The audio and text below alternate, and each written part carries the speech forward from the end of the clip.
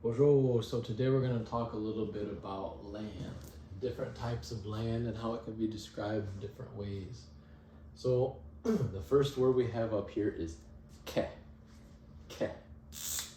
Ke is land or earth.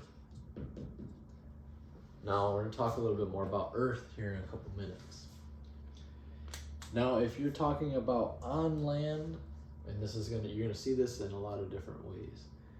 On land or at a certain land, it's gonna end in keek. Keek.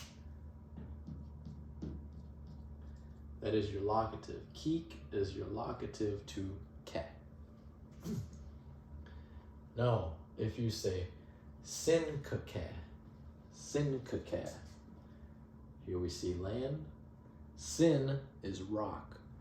So sinkake is how we would describe like rocky land or a rocky terrain.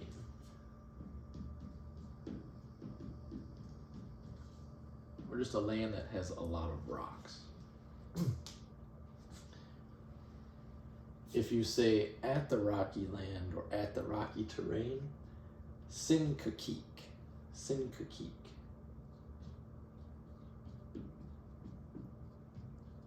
On rocky land is another way you could say that. Sinkakik. So with that ke, if you add something in front of it, it describes it a certain way. In this case, nishnabake. Nishnabake means Indian land.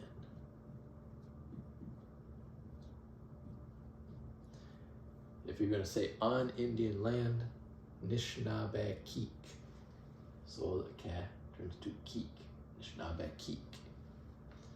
Nishnabake, Nishnabakik. If you were to say wabshkoke, wabshkoke, ke again is land. Wabishk is white clay. And that's where the word wabshkia or wabshka for white comes from. You say wabshkoke, that is used for a marsh. And the reason for that is a lot of, not always, but a lot of marshes has white clay underneath it. So we call it wabshkoke. There's a lot of white clay underneath it. If you say mbishke, mbishke, that's one way you could describe a wetland. Mbishke. Bish meaning water, watery land. Mbishke. If you said kwadake, kwadake, that's describing like a hilly land. Hilly land, kwadake. You may also see kwadakiwan. Kwadakiwan is another way you could say that. If you said gonke, gonke, snowy land. Gon is snow that has fallen already. You can also say gonkiwan, snowy land. You said gonkik means on a snowy land. Juknake, juknake. Juknake describes a bare land. Land, there's nothing there. Bare land.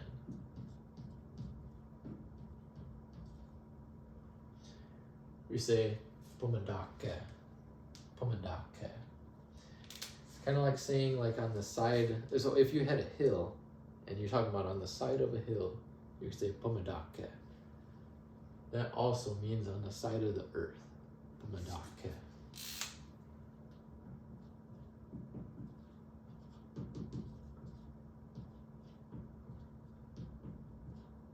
Pumadake.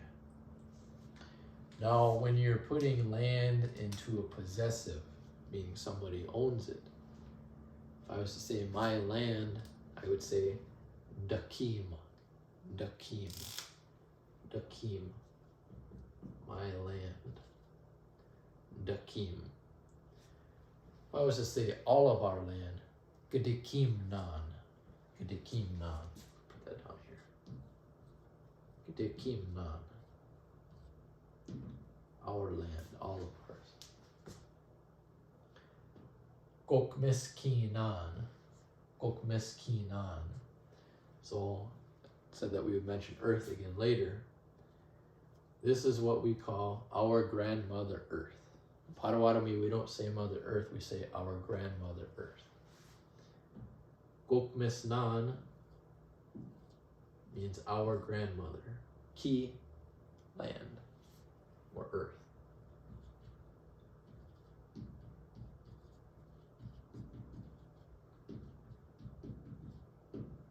Kokmeskinan. Mshkuke. You may be wondering, why is that word up there?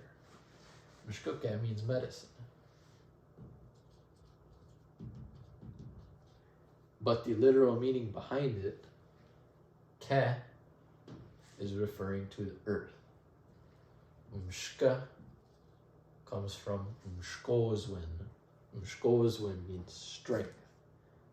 Mshkuke means strength from the earth, medicine. Because medicine is strength or help that we've gotten from a plant or something from the earth. Mshkuke. You may also be wondering why we have the word for turtle up here. Mshike. Mshike.